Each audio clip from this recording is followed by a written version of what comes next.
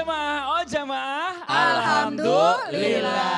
Alhamdulillahirrahmanirrahim. Kembali lagi di Islam Itu Indah. Jamaah yang di rumah yang baru bergabung, ingatkan lagi tema kita pagi hari ini adalah wahai suami, jangan pandang istrimu sebelah mata. Ini hari ini kita kayak penuh dengan emosi nih membahas ini nih. Karena memang ya mohon maaf sebelumnya gitu ya. Mungkin saya adalah seorang suami yang sangat perhatian terhadap keluarga, yang kadang-kadang kalau misalnya sampai mereka ada minta sesuatu sama saya kepikiran tuh kalau sampai saya belum kasih gitu loh. Betul. Jadi Itu yang di rumah pikiran. setelah ini minta sesuatu. Lagi yang banyak. Minta. Amin. Nah sekarang saya punya tayangan lagi nih ya. Ada sebuah tayangan yang sangat mengharukan. Ada istri dianiaya oleh suami hingga tewas.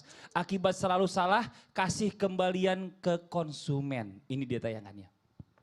Seorang pria di Pamulang, Tangerang Selatan yakni A 40 tahun, tega menganiaya istrinya yakni Taibah 28 tahun hingga tewas.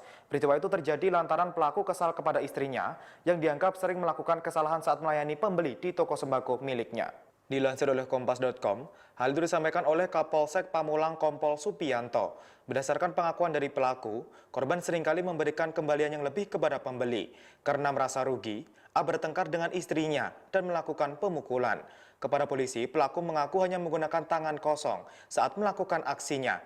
Meski begitu, Supianto menyebut bahwa saat ini pihaknya masih terus mendalami motif pembunuhan itu. Diberitakan sebelumnya, Taibah tewas pada Minggu 26 Juli 2020 dengan luka lebam di sekujur tubuhnya. Astagfirullahaladzim, ini dekat rumah saya ini.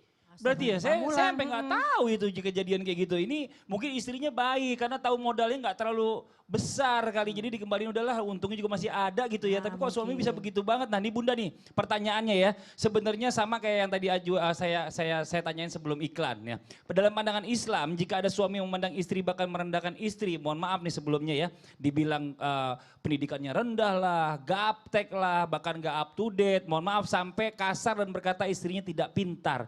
Aduh dasar kamu, ya mohon maaf, oh gitu loh kan gitu ya kan, on gitu ya kan. Ini gimana penjelasannya Mbak Nijin, silakan. Nauzubillah. Ya Allah pemirsa, astagfirullahaladzim, istighfar dulu nih. Ini kita mudah-mudahan kita marah karena Allah, ya kan. Karena memang kayak gini-gini banyak banget nih, banyak banget yang terjadi. Tapi ingat pemirsa, yang namanya pinter itu relatif.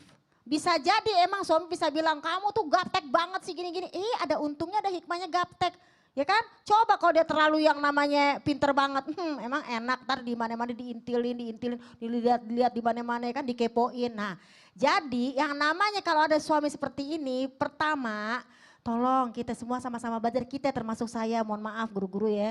Yang namanya wakulu qaulan sadida, berkata dengan perkataan yang baik, bisa gak sih ngomong yang baik? Ngomong gaptek, ngomong ini.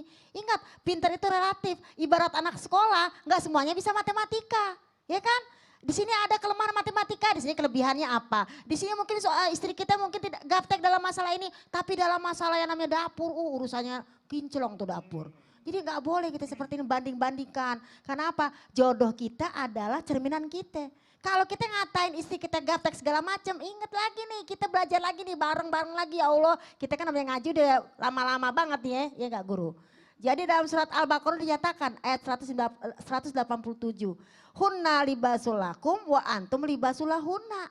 Istrimu adalah pakaianmu dan kamu pakaian istrimu. Artinya apa? Saling menutupi, bukan malah bongkar aib. Kadang-kadang ada nih Kak Fadli, udah tahu emang istrinya itu gaptek, diomongin depan anak, apa enggak anak gak ngerendahin juga. Bener. Ini mau direndahin sama suami, direndahin juga sama anak.